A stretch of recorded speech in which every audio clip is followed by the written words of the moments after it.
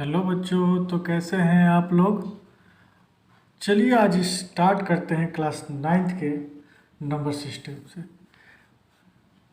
मैंने एनसीईआरटी के एक्सरसाइज 1.3 का सारा क्वेश्चन सॉल्व कर दिया। ठीक, कुछ इम्पोर्टेंट है ना। एनसीईआरटी के अलावा जो एनसीईआरटी में नहीं है, ये आर.एस. अग्रवाल का बुक है बच्चों। ठीक है, और मुझे जो लगा जो इम्पोर्टेंट है आर.एस. अग्रवाल बताना चाहिए वो मैं बता रहा हूँ। एक्चुअली देखो, convert each of the flowing into decimal, ये जानते हो, ये एनसीईआरटी में है। फिर ये बार वाला है ना, तो ये मैं बता चुका हूँ। कुछ एनसीईआरटी में जो मैंने क्वेश्चन सोल्व नहीं किया वो मैं बताने वाला हूँ। क्या है? Without actual division find which of the following rational number are terminating decimal. ठीक है ना, इसमें बताओ कि इनमें कौन सा टर्मिनेटिंग डेसिमल होगा। ठीक है ना, विदाउट डिवीजन में। देखो, पहले का 18 से डिवाइड करेंगे। ठीक है ना, तो ये डिवाइड रूल हो गया 0। ठीक, अब ये कंप्लीट रिमाइंडर 0 आ जाएगा, डेसिमल के बाद भी 0 आ जाएगा, तो वो टर्मिनेटिंग होता है, मैंने तो बताया था, है ना। तो ये क्या है? ये डिवाइड रूल है। क्या है? डिवाइड रूल है ना। तो मैं क्वेश्चन जब सोल्व कर रहा हूँ, है ना बच्चों, तो ये डिवाइड रूल से हो रहा है। बट ये जो विदाउट एक्चुअल डिवीजन रूल से बोल रहा है कि ये आप बताओ कि टर्मिनेटिंग है कि नहीं है, ये विदाउट डिवाइड रूल से। तो पहले डिवाइड करके देख लेते हैं ताकि डाउट क्लियर हो जाएगा। तो ये कंप्लीट डिवाइड हो गया, रिमाइंडर क्योंकि 0 आ गया, रिमाइंडर क्योंकि 0 आ गया, और पॉइंट के बाद 1624, ये मतलब कि ये टर्मिनेटिंग है। क्या है? टर्मिनेटिंग डेसिमल है। टर्मिनेटिंग डेसिमल तो उसी को बोलते हैं जो पॉइंट के बाद भी कंप्लीट डिवाइड हो जाए। ठीक, तो ये तो डिवाइड रूल है। बट बोल रहे हैं कि नहीं, ये ऐसा रूल बताओ, है ना, जो डिवाइड ना करे और पता भी चल जाए कि ये डेसिमल टर्मिनेटिंग डेसिमल है या नॉन टर्मिनेटिंग डेसिमल है। तो क्या है? देखो, सबसे बड़ा चीज़ कि रिड्यूस होना है, हो कर दो, नहीं होने वाला है तो डिनोमिनेटर क्या देखेंगे? डेनोमिनेटर को।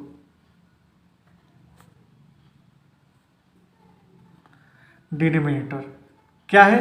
80। डिनोमिनेटर तो 80 ही है ना। न्यूमरेटर को छोड़ दूंगा अभी, डिनोमिनेटर को हम लोग क्या करेंगे? फैक्टराइजेशन करवाता हूँ। तो 240, 220, 210 एंड 25। ठीक, तो ये मेरा फैक्टर आया, वो क्या आया? 1 2 3 4, 2 के पावर 4 इंटू 5। ठीक, देखो, अगर फ्रैक्शन में डिनोमिनेटर 2 इंटू 5/2 है ना, टर्म क्या है कि 2 है ना, और 5 मतलब 2 आ जाए फ्रैक्शन, और 5 और 2 एंड 5 दोनों, और बोथ 2 एंड 5 क्या? फैक्टर। तो इसे हम लोग क्या बोलेंगे? टर्मिनेटिंग बोलेंगे। क्या बोलेंगे? टर्मिनेटिंग बोलेंगे। ठीक, मैंने क्या देखा इसमें कि डिनोमिनेटर में केवल 2 और 5 ओनली, इसके पहले ओनली लगा दो, ओनली 2 या 5 या दोनों ही फैक्टर में आए तो वो टर्मिनेटिंग होता है। इसका मतलब क्या है? इसका मतलब यह है कि अगर 2 और 5 के अलावा कुछ भी आ जाए, है ना, 2 और 5 के साथ मान लो कि 3 आ जाए तो वो नॉन टर्मिनेटिंग हो जाएगा। क्या मतलब है? 7 आ जाए तो नॉन टर्मिनेटिंग हो जाएगा। अच्छा, केवल 2 आ जाए तो टर्मिनेटिंग होगा। मैंने क्या बोला? 2 है ना, केवल 2 भी आए, ओनली 2 भी आए तो 2, ओनली 5 है तो भी टर्मिनेटिंग होगा। 2 और 5 और बोथ 2 एंड 5, ये तीनों रूल फॉलो करना चाहिए तभी टर्मिनेटिंग होगा, अदरवाइज टर्मिनेटिंग नहीं होगा। ठीक है, आई बात समझ में, है ना। तो 80 जो है डिनोमिनेटर, है ना, 80 के लिए मैं लिख सकता हूं कि 80 हैज नो प्राइम फैक्टर, है ना, अदर देन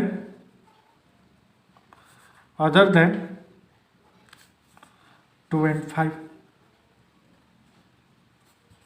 है ना, अदर देन 2 एंड 5 ना, सो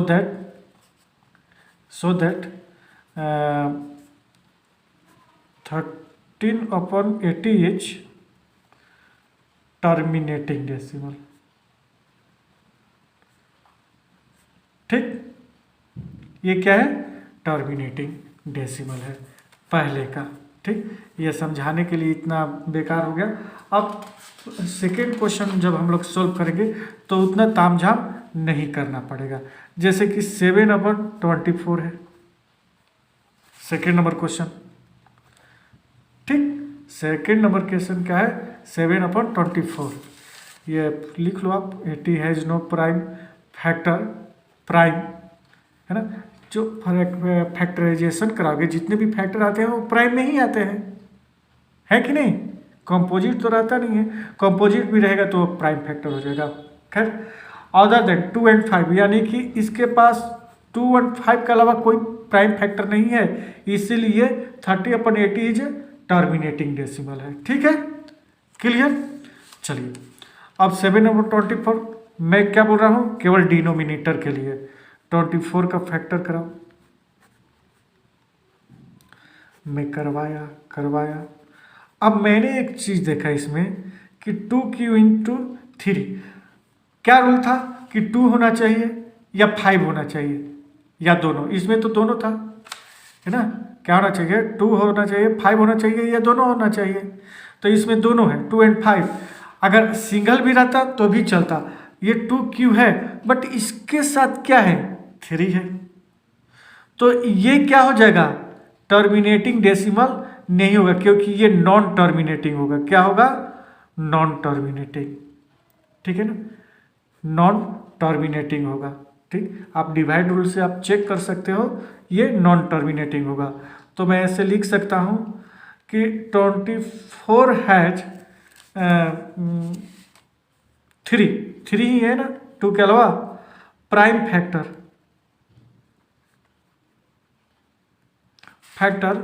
अदर देन 2 के अलावा 3 भी है, इसीलिए, है ना, 7/24 इज नॉन टर्मिनेटिंग।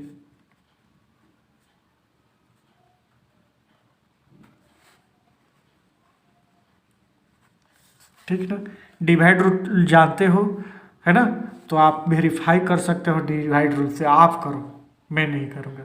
ठीक है ना, क्योंकि आप भी तो कुछ करो, अगर डाउट है कि सर सही बता रहे हैं गलत तो आप डिवाइड रूल से इससे वेरीफाई कर लो, समझ में आ जाएगा। ठीक है ना। नेक्स्ट क्वेश्चन देख लेते हैं, 3 नंबर क्वेश्चन क्या है। 3 नंबर क्वेश्चन है 5/12। 12 के लिए डिनोमिनेटर 2 6 2 3, बस हो गया, 2² 3। अब बताओ 2 के अलावा इसमें क्या है, 3 है, तो ये भी नॉन टर्मिनेटिंग होगा कि नहीं, क्यों भाई, तो लिखेंगे क्या, 12 हैज 3 प्राइम नंबर, या प्राइम फैक्टर लिख दो, प्राइम फैक्टर, क्योंकि प्राइम फैक्टर नंबर भी लिख सकते हो, कोई डाउट नहीं है, prime factor other then 2, so that 5/12 ही है ना, is non terminating. Terminating decimal. ठीक, अगला क्वेश्चन देख लेते हैं बेटा, क्या है 8/35, 8/35। ठीक, ये डिवाइड करके चेक कर लेना आप लोग, कंफ्यूजन में नहीं रहने का। ठीक, 35 के लिए क्या करेंगे, फैक्टर 5 से बन जा। देखो इसमें क्या रहा है 5 × 7। मैंने रूल क्या बताया था, रूल क्या बताया था कि रूल ये था कि फैक्टर 2 होना चाहिए ओनली, या ओनली 5 होना चाहिए, या बोथ दोनों हो सकता है, बट 2 और 5 के अलावा नहीं होना चाहिए। बस 5 तो है लेकिन इसके साथ क्या है ना 7, तो क्या लिखेंगे यहाँ से 35 हैज 7 प्राइम फैक्टर, है ना, इसके पास 7 प्राइम फैक्टर है, अदर देन 5, क्योंकि इसमें 5 भी था, 5 के अलावा 7 भी है ना, तो अदर देन 5, है ना, so that 8/35 is non terminating.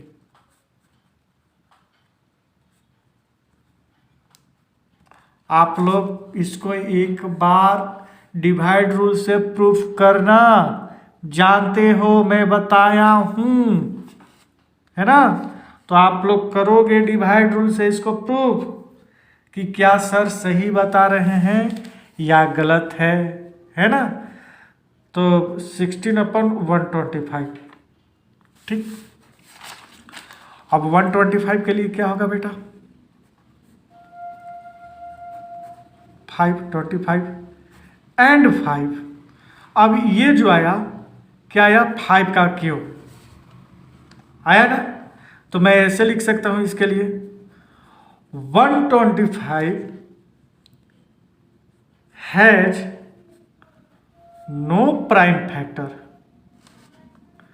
No prime factor other than 5 के अलावा कोई प्राइम फैक्टर है ही नहीं इसका, इसलिए so that 16/125 is terminating decimal. बताइए बच्चों कैसा लगा, आपको समझ में आया कि नहीं आया, कमेंट कीजिए, कमेंट बॉक्स में कमेंट कीजिए। अगर समझ में आ गया तो वीडियो को लाइक तो ज़रूर बनता है, शेयर भी कर देना और सब्सक्राइब भी करना। इसी तरह से अच्छे अच्छे क्वेश्चन मैं बताते रहूँगा, आप लोग मेरा पूरा वीडियो देखते रहिए, है ना। तो मिलते हैं नेक्स्ट वीडियो में।